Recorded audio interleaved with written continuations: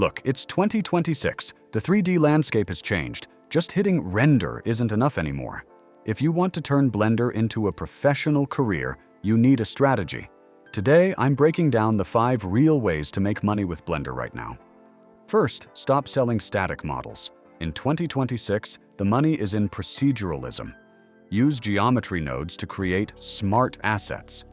Studios don't want one building. They want a tool that generates a whole city. If you can build tools, you control the market.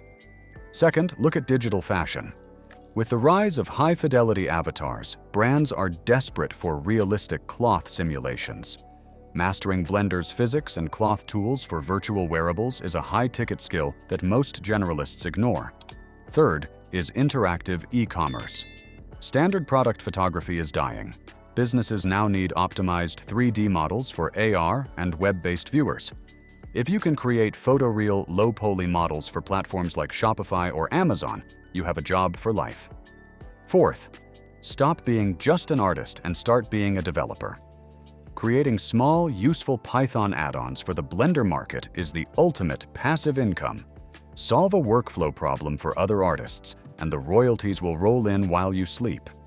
Finally, become a technical artist.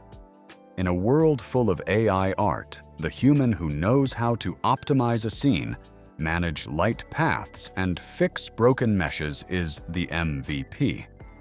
Don't just make it look good. Make it work perfectly in a production pipeline.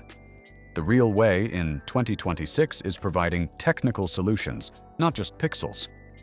Which of these paths are you taking? Let me know in the comments, hit that like button, and subscribe for more industry insights. Now, go open Blender and get to work.